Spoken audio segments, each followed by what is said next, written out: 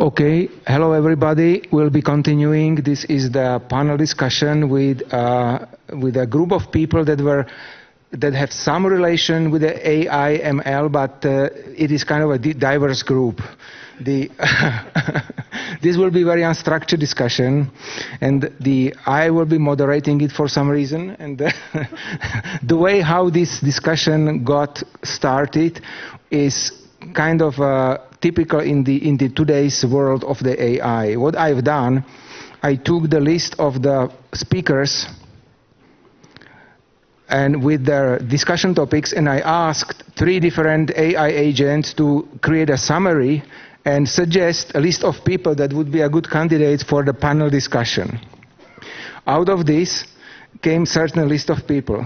I wrote an email to these people, and as expected, like 80% of the people rejected the idea of participating on a panel discussion for a variety of the reasons. Some of them said, no, I don't want to. Some of them says, no, it was going to be in English.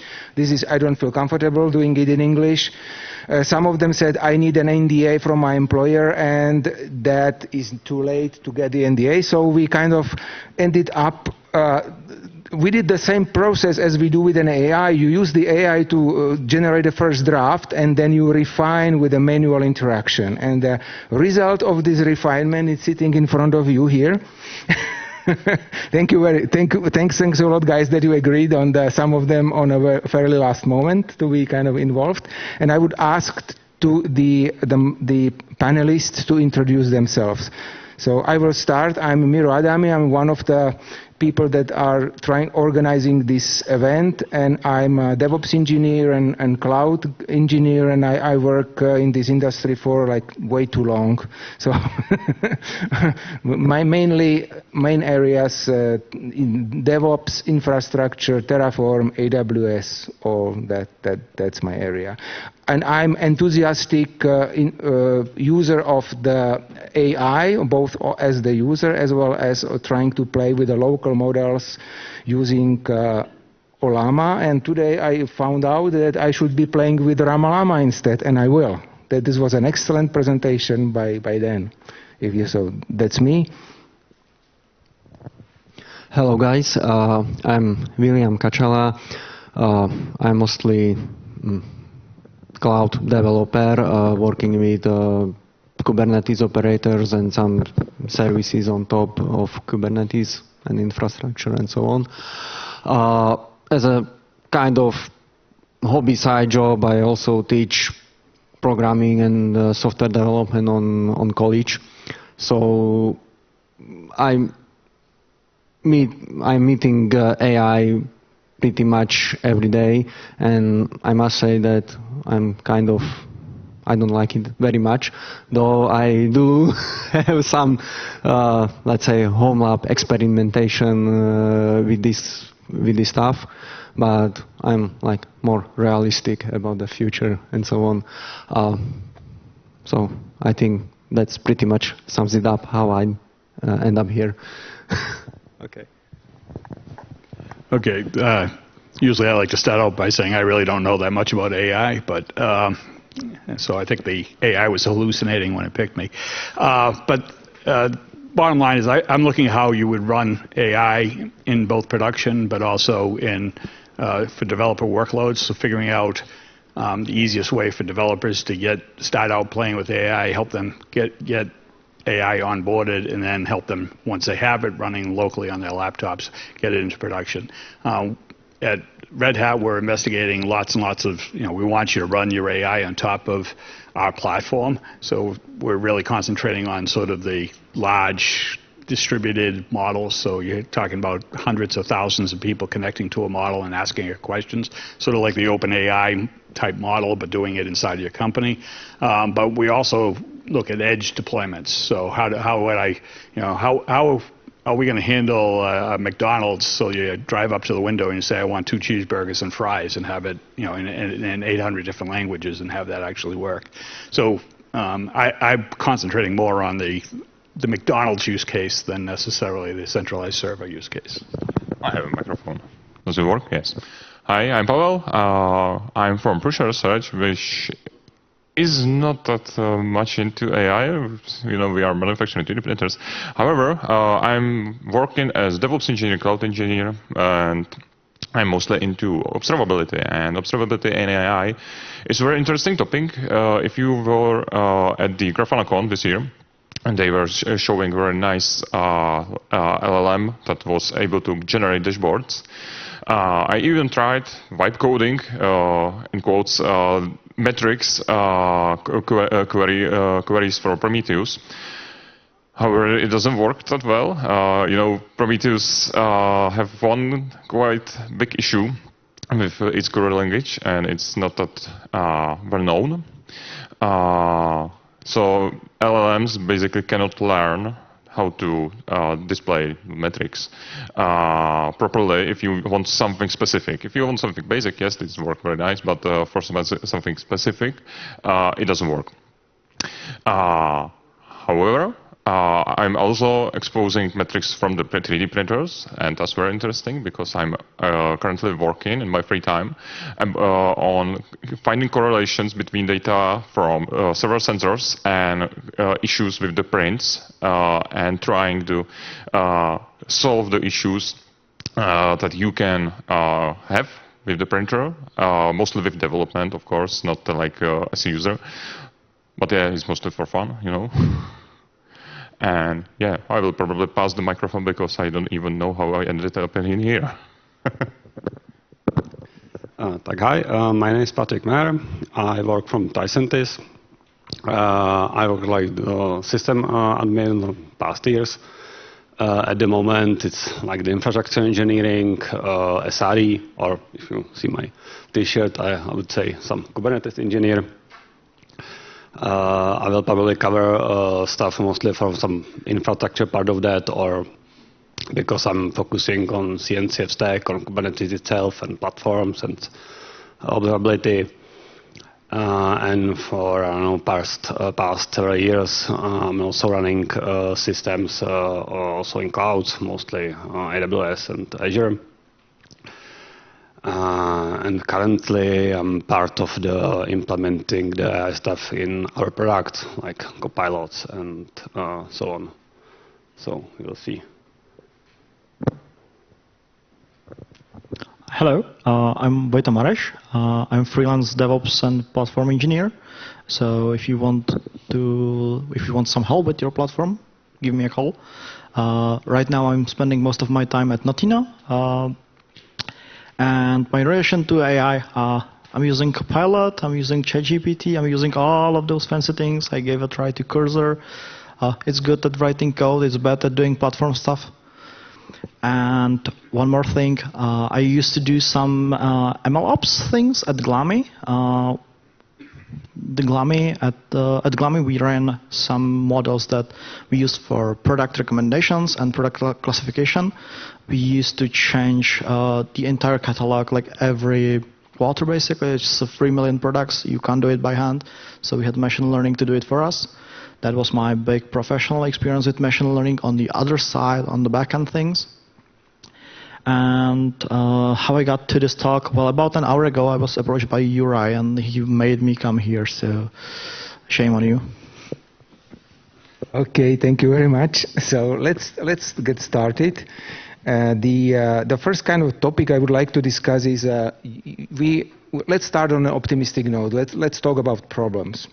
So everybody has experienced certain amount of problems when it comes to deployments, when it comes to cloud, when it comes to AI. So what were the specific ones that you guys have experienced and how did you overcome them? So it can be a kind of a problem related to the cloud, or it can be kind of a problem that was created as a consequence of a deployment of machine learning in the cloud. So that's... Okay, so my biggest issue is that my once very powerful and expensive computer cannot run any meaningful LM models locally. So basically, let's say the hardware requirements for me, right? If I want to have something that is cost effective. You mean special specialized hardware? No, normal GPUs you can buy from anywhere, right? But the thing is that the prices go too high and the availability is too low, right? So basically there are kind of ways around it. But for example, how to run it in cost-effective manner, right? Then you have a different perspective on the scale than the rest of us. I've never run an AI in production, so that's why I wanted to avoid the question. But I think we're at a moment in time when the cost of running these things is through the roof, and I think that's going to quickly commoditize. I might be nirvanic here, but there's so much money being spent on building alternatives to the NVIDIA monopoly that I think eventually there's going to be, price is not going to be as problematic for running AI. So, but I don't have a real solution. Again, I believe that AI should be, for edge deployments, what we have for AI now is probably good enough. For you can get a $1,000 box and run a pretty decent AI workload on it, for an edge device. So. We don't run AI in production as well, of course. What about my problems with AI? Well, from the start it was hallucinating because it was hallucinating a lot. And actually it still is, if you are asking certain questions. But it's not that bad as it was, let's say, a year, 2 years ago. For example, I'm doing deploying the Kubernetes stack with Terraform. And with Terraform, from the start, it wasn't working that well. And fortunately, I was intelligent enough and take a look at the code before I run it. And yeah, it was very hallucinating. But nowadays, you can actually use properly Copilot or GitLab Duo, I think it's called, from the GitLab, and use those agents as your right hand. However, for metrics perspective, which is my second part of my work, it doesn't work very well. It works well for SQL. If you are using Postgres, it's working pretty much okay. However, for even basic Prometheus metrics, as I said, it's not working. This morning, I was trying to create a query with Gemini, and it returned something that I really didn't want. Yeah, that's probably everything I have to say for this question. Yes, for us it is scaling because we are using the public clouds, and there is a lot of models, a lot of regions. Not every model is right now in every region, so we have to switch probing or checking if we are rolling the new models, if everywhere possible to use it. And also currently we are checking how to let's say the rate limit for our customers, and let's say billing is also issue. If you pay us to go and do some rebilling to our customers, is also some fun about that. Yeah, at Adamy, we ran some inference on our models, and we had nothing but problems. First, how do we ship the model to the production? Because we don't want to bundle it with the Docker image. It gets to size 15 gigabytes, and put that image to ECR, do that every day, and then pay the bill. That got quite a lot, quite pricey, quite quickly. So we moved to a different solution. That was one of our problems. Another one was, how do we size that? We were at the time in like 17 countries, and we had a model for each country. Each country was different size, so each model was different size, and we had to do some dynamic sizing for memory, for CPUs, and then we had to direct the traffic to different endpoints for each country. So there was a lot of networking involved and ingresses on Kubernetes. What else? Training the models. Well, if you train them in serialized, just as a simple queue on a single machine, well, it works, but if you have to deploy a new model every 24 hours, at some point you will run that to a problem that 24 hours is just 24 hours. So we started parallelizing the training, and if you have a simple Python script that does the training for you, it proves to be quite difficult to scale, actually, and parallelize. We moved the training to Kubernetes, and oh my, that was painful. Yeah, you kind of touched on the famous 3 V's of data when it comes to machine learning and AI. We have a volume, velocity, and variety, and all of them is over the roof in this thing. So, do you think this is something that is kind of unique to the AI/ML space, or is it just another iteration of the same problems we've been experiencing when we started to do observability and IoT in a large scale? Is there something special about AI/ML, or is it essentially just a scaling issue? Yeah, let's go the other way around now. Okay, I personally think that the AI has an additional layer of complexity, and that's the model, because you need to train the model and then ship it to production to actually serve requests coming to some API and respond to that, and you need to update the model, and you probably want to do it like update the model independently from the serving code from the HTTP wrapper, basically. So that's, in my opinion, another layer of complexity. You can get around that. There are ways, but it's still, I wouldn't say, like a generally solved issue. On KubeCon, every year I see more and more tools solving that. There are solutions like Kubeflow that you can just deploy the model and it will handle it for you. But with the black box comes a big hefty price for that.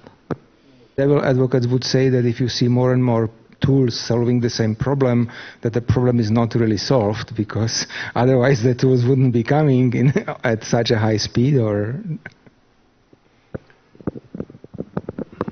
yeah, I agree with Vojta, definitely. Also, I'm surprised the speed of development, the models itself, or all AI stuff, because I remember some past time when switch the technology took, I don't know, 10 years, and now every month is a new model, new something, and also it's the black box. And I heard about the MCP model context protocol, which let's say about the black box to square.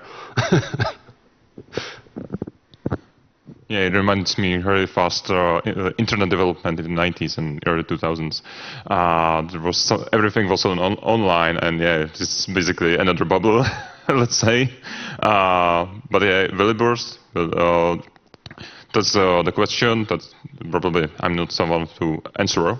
And yeah, it's really nice to see new models here and there. The companies are basically trying to get more attention for themselves. You see Meta, you see Google, you see Microsoft with OpenAI, etc. And yeah, the biggest issue I would say is energy consumption, because we are running enormous models on and training them on giant array of NVIDIA GPUs mostly, and that takes a lot of energy to train them.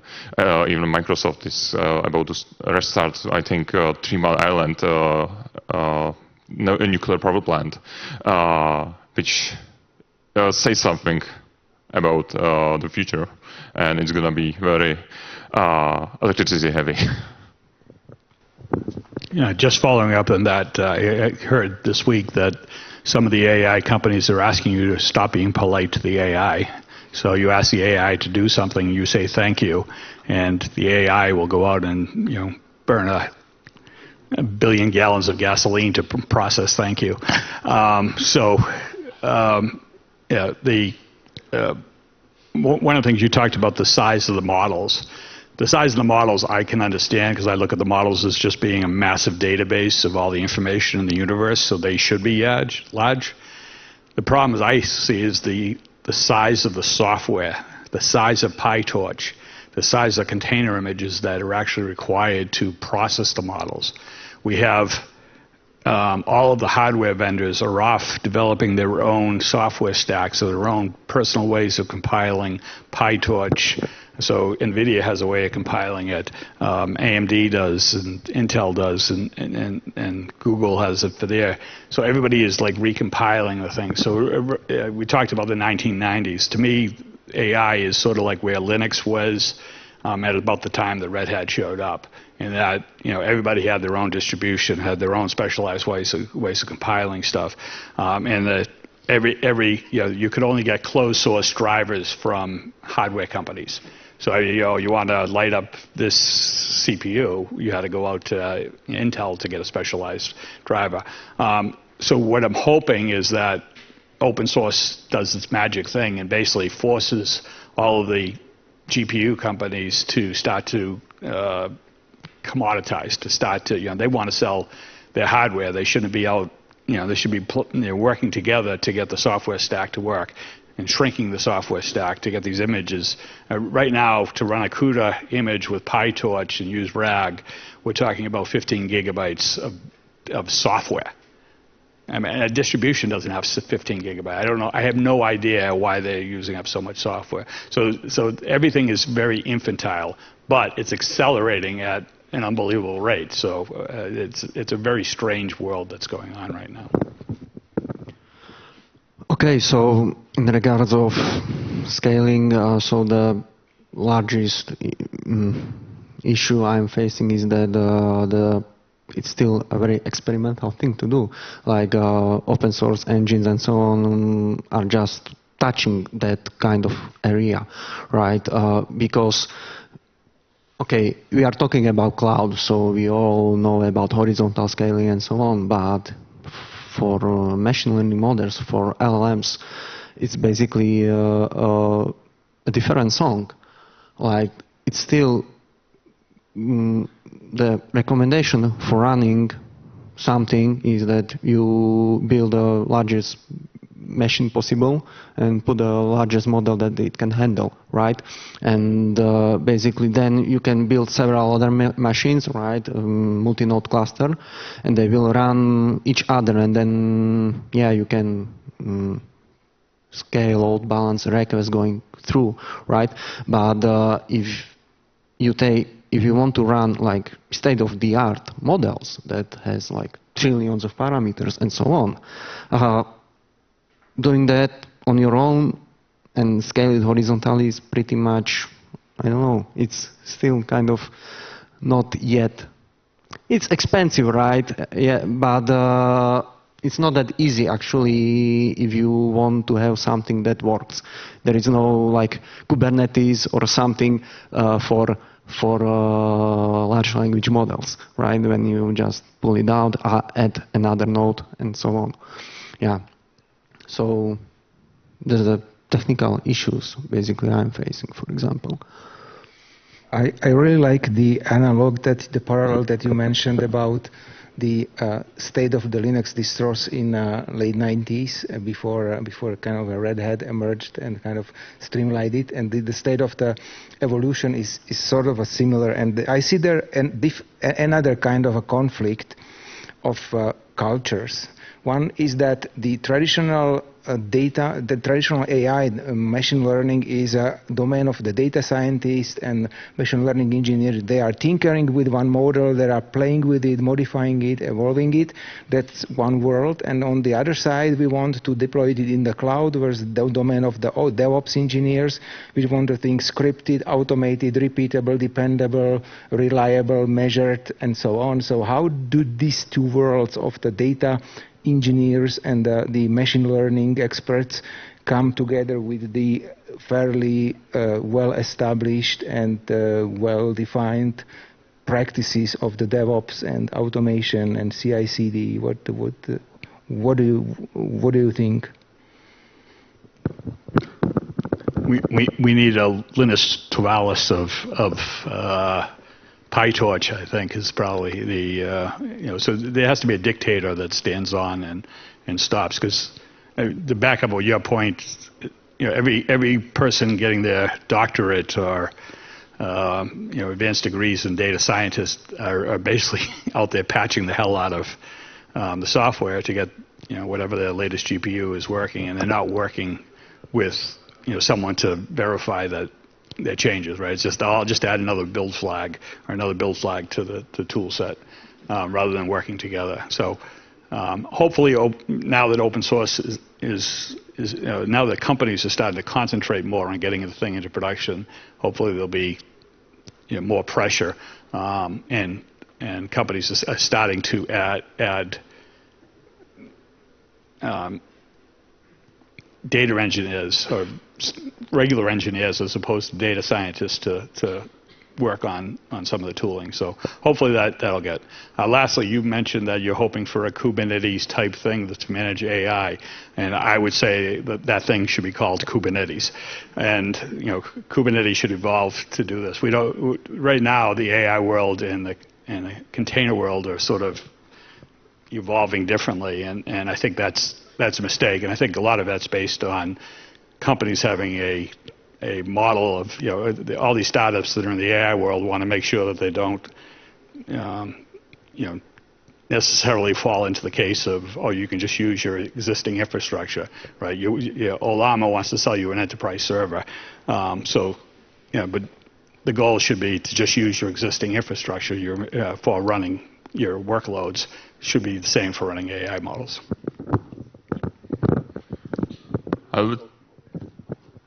I would say that the relationship between data scientists or data engineers and DevOps is basically the same with software engineers and DevOps.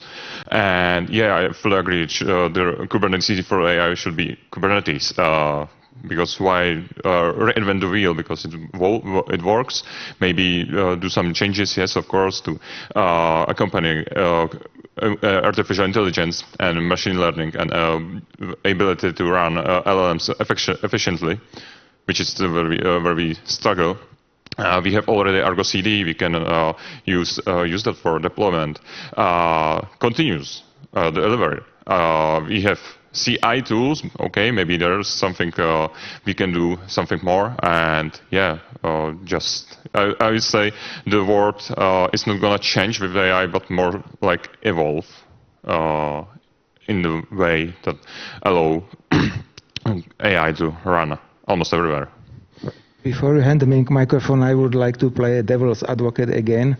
Kubernetes should be Kubernetes for AI. When Kubernetes started, there was this collection of the anti-patterns for Kubernetes, and one of them was monolith in container. And when you have something that has 15 gigabytes, and in a container, doesn't look like a great use case for Kubernetes. So do we need to simply accept that, okay, so the new size of the container is 15 gigabytes because we cannot make it any smaller, or are we doing something basically wrong? Well, I would say it depends, because we are still running Elasticsearch in Kubernetes, and it is 3 times 8 gigs of memory at least. We are still running databases with new operators emerging, and yes, I agree there should be more microservice driven, but at this moment we are not able to make a model that is microserviced.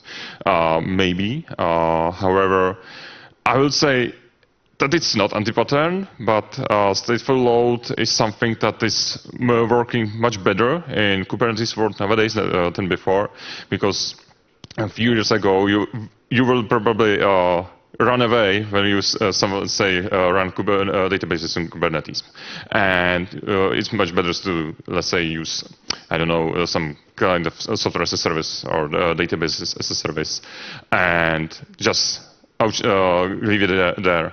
But with the emerging prices, people realize that it's a great idea to move back, and yeah, that's my opinion on this topic. Okay, what about your... About the container images and sizes and the right tools for the right purpose. So short answer, it depends, right? Usual answer is IT.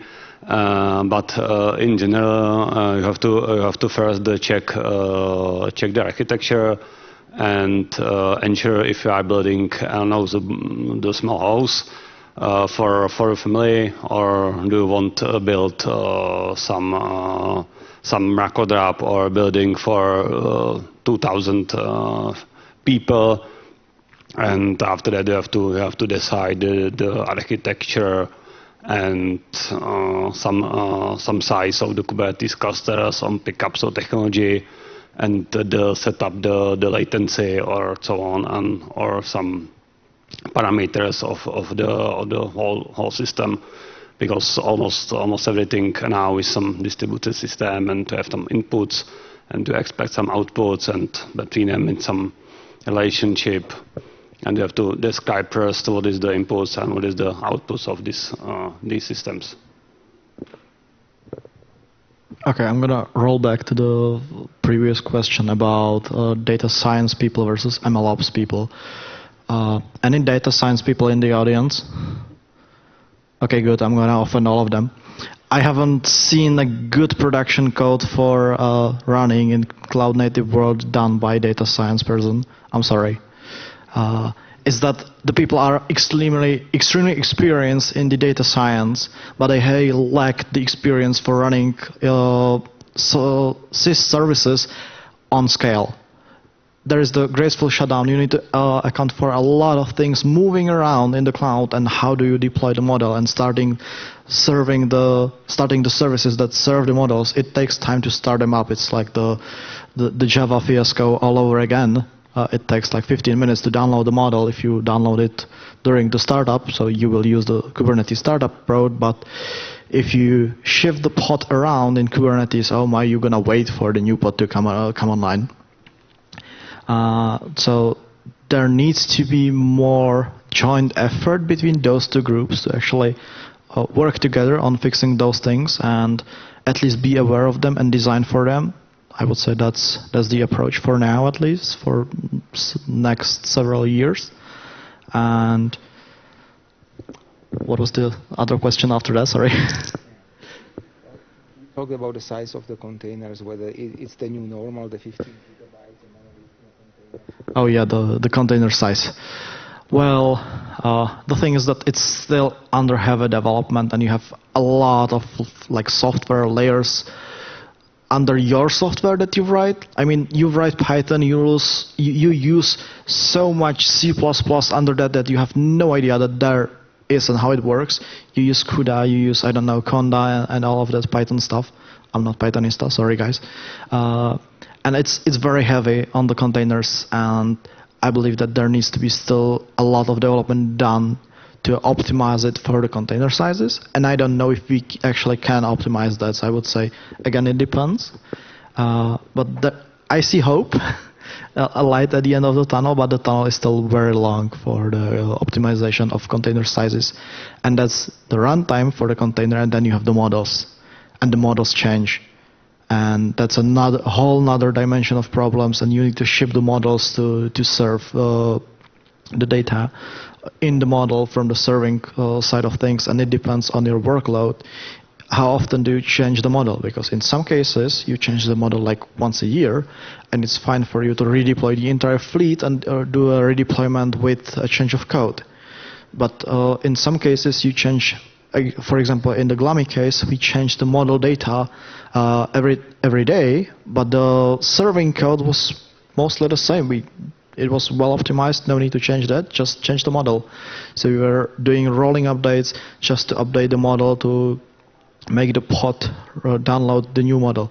And that took, well, the 15 minutes to actually start it up. So that's my experience from that. And it's tricky to solve, and you will optimize for close model registry and some caching. And today we have the OCI specification, and we can push models into the same registry as Docker images, and we can use the layers and caching. And with Kubernetes 33, where we have the opportunity to mount the OCI artifacts as volumes. That might help in that manner. So we would have, like, on the Kubernetes side of things come more together, and we don't have to redesign the wheel and design a new way of pulling some large amounts of data and mounting them into the container. You want them read-only the security things about the models. Way too many things, and I'm going ahead with the questions. I just noticed we are getting first questions, so it would be great that we give the people opportunity to hear your opinions to the question. So let's address the questions rather than kind of following up kind of the original scenario. The first question is that, let's say from Michal, let's say I have a lot of not so powerful hardware laying around. Is there a way of aggregate the resources for running a single model instance in parallel in a Google-like old hardware multi-node cluster? Who wants to answer, and what are your opinion on that? So we don't need to answer all of us because it would be probably too long, but who? So we have answer from Dan saying no. Okay. Any other answers? I think if I understand the question correctly, if we have some new version of Kubernetes and enable feature dynamic resource allocation, you can actually split your GPUs between several pods. It maybe helps. Do you have any kind of concrete pointer for the author of the question? Not at the moment. Go for the NVIDIA device plugin. You can add new resource kind, that's the GPU, and you can slice the GPU, at least resource-wise. And then you need to install, I don't remember what it's called, on the node itself to provide the GPU slicing. And that's like the best answer you can get. The short answer is good luck. Okay, thank you very much. Anybody else wants to say something to it, or no? Okay. The next question is it cheaper to buy powerful hardware outright for a lab, or to use the API of a SaaS model running in the cloud? And where is the tiebreaker? It's kind of a hard to answer question, but generally, who has an opinion on that topic? I would say with the speed of development of the hardware for AI, it's probably a better idea to have something as a service. And yeah. I mean, the usual way I look at it is a buy versus rent, or buy versus lease when you're buying a car. So you can pay a lot up front, and then you can use the thing for multiple years. Or if you're leasing, you're going to be paying. You can get maybe access to the hardware quicker, but you're going to be paying a huge overhead for it. So again, I think a lot of people are going to go in and start using cloud services, and then they're going to get the first couple of bills, and then they're going to be looking at moving it back into the in-house. But I think experiment in the cloud and then run a production in-house is probably what's going to happen, at least for the short term. Yeah, I just want to add my bit to this. My experience is, if you don't know how much you will use, start in the cloud and pay as you go. You will see how the bill goes. And at some point, do the calculation, run it, how much the hardware will cost you. Is it worth it to buy the hardware, run it yourself, add the people cost? If you break even, do it. If you don't, stay with the cloud. No reason to buy the expensive hardware, because at that point you need to manage the models yourself on your own infrastructure, and it's hard, especially the big models. It's painful. It's difficult to get around those. Yeah, maybe also I can add it. You can probably, or I recommend checking the limitation of the public cloud, because special managed service usually has some limitations, and also it's option using virtual machines with some GPUs, but also have to know how to run the Kubernetes and Kserve, Knative, the device plugins, whatever. or you will see how much money will cost, or you can replicate it to your own hardware afterwards.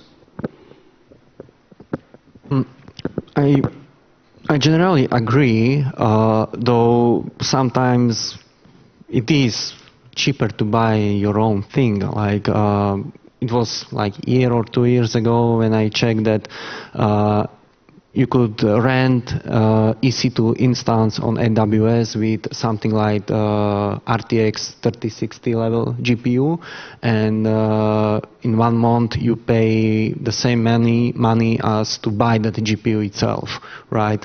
So yeah, but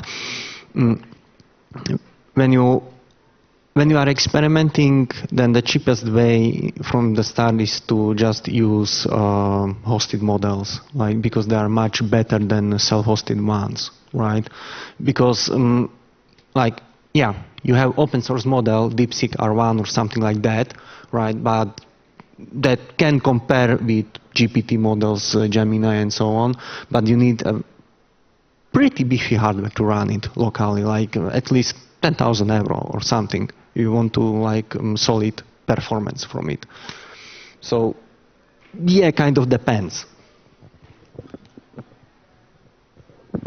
I would say if you want to do like a home lab, if you are unhappy with ChatGPT, go ask some gamer friend of yours to like get you the old computer that they have and start with that, reinstall the Windows, install Ubuntu, and have fun. And if you grow beyond that, then you can scale to cloud or scale the hardware that you have, but that's for like home labbing, I would say. For companies, I would say go with the cloud, have the cutting edge. You don't have to deal with training your own models. And if you have case for your own models, then you need to have the case. You need to have either like requirement by law that you can't share the data to cloud or something like that. Today, I don't think it's viable to have your own GPUs unless you know that you will have the return on your investment, because if you run the big models and NVIDIA cards, the H100s and cards like that, they cost like $40,000, I believe, something like that. So you are not having that one for your home lab at all. At your company, maybe. One of the questions that was always interesting me when it comes to AI, that's this is different than the traditional software development, because essentially I don't see a way how to debug the results. You are running your language model with maybe with addition some data through RAG. You are giving it certain amount of prompts, and you get output. Well, there is very hard to tell why are you getting this output.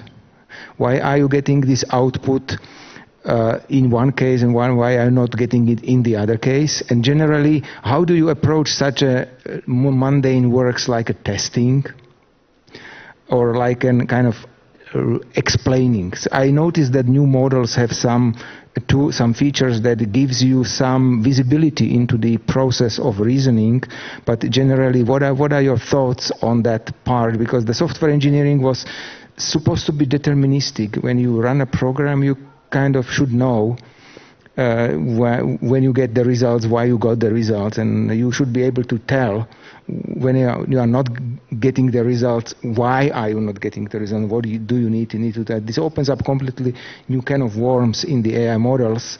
How do you approach this? And let's go around on that. Okay, so quick answer is you don't debug, you are arguing with the AI. You treat it like as a stupid human, right?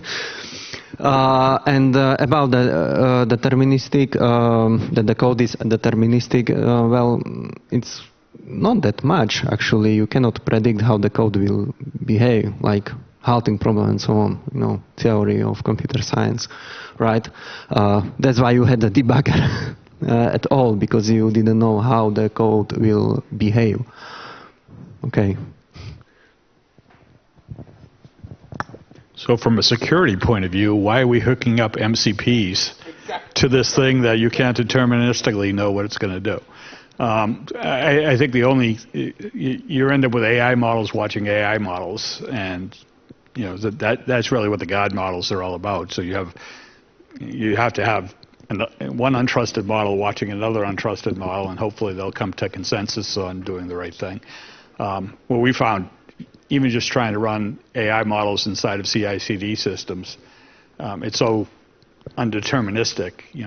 We ask questions where we search for the exact word that we asked in the question. How often is a full moon? And then we look for the output. Does the AI say moon in the output? And we get about a 20% failure rate that it doesn't say moon when you ask it how often a full moon is. So I don't know. I don't have a really good answer to that. But just a note about the failure rate and the moon. I think it was almost 20% of people believe that moon is made of cheese or something like that. So it's pretty consistent with humans. There is a famous book from John Scalzi about when the moon turned to cheese. If you like kind of a science fiction on the border of the grotesque, I will highly recommend you reading John Scalzi. But that's not the point of today's discussion. Yeah, if you like cheese. The interesting point that, if you are writing code, you're a software engineer, you see what the code does. You can run profiling, you can do whatever you want. It's deterministic, it should be, and you are getting outputs that are consistent. With AI, we build something it's intelligent, in quotes, because computer is not intelligent by itself. It's a let's say dumb automat. Artificial intelligence is supposed to be intelligent. Is it? A good question. You are mostly arguing with the AI that was supposed to give you an output, but it gave you something like with the cheese. And debugging it is very hard. I remember the story about the Radiant AI from Bethesda Softworks. When they built their AI for the Elder Scrolls for Oblivion, and basically they were able to debug that in 2006, and it was an LLM, so it's probably it may be longer issue than we even anticipate. About the testing LLMs, yes, you can probably build some LLM model for testing, not LLM model, right? like usual, or you can do some reverse procedure, use the LLM models for finding the 0 days or CVs in the calendar, for example, and for other software. It's also possible and also some fun. But looks like in general testing software is hard because lot of layers, lot of stuff happen every milliseconds in bigger systems, and looks like with LMs will be even harder. But what I can mention, if you have found the open telemetry. I think there is open merge request process specification. It's called open telemetry, which is some merge request for extending the open telemetry standards for some attributes for LMs. And currently the guys from Tasteloop are working on that, so you can try it. Because it's producing some traces to your observability stack. Before you answer, I'd like to squeeze in. We have one more question, so just finish this round, and then we'll answer the final question, and we are running out of time. Okay, from my experience, and I have few friends that are building the LLMs, the large models, it's difficult to debug because it's technically impossible. They are statistical models, and you are given an answer with given probability based on random seed. So there's no way you get a deterministic answer. That's the short answer to the debugging question.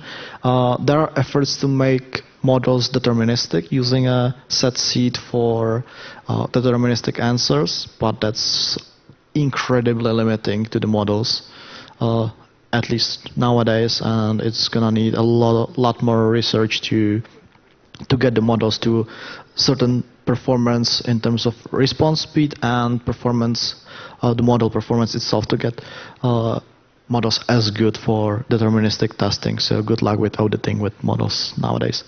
Thank you. And the last question we have, it's have you tried Kubernetes MCP, Model Context Protocol implementation? Do you think this is the way to talk to your cluster? Would you kind of use it to talk to your cluster? Who has, and if somebody wants to answer that, we probably don't have time for a full round, but... Okay, I haven't tried that, and I would be very careful about what privileges I give to the MCP. Maybe read only to some non-critical namespaces, no secrets, etc. I don't want any model to be leaking my secrets out of my cluster. Thank you. Next. Yeah, also I haven't tried, but depends don't want to achieve. If you want to learn the Kubernetes the hard way, just try it. I have probably nothing to say for this question, so I will only pass microphone. That was the shortest answer we've got. Yeah. Okay. Thank you. No. No, I don't know what the MCB means. Well, as far as I'm concerned, I would be extremely careful if at the current stage, it kind of reminds me of the state of the HTTP when it emerged as the new standard. And everybody was using it, doing things random way, without any security consideration, any security standards, and then as an afterthought, all the standards emerge, and so my answer would be also no.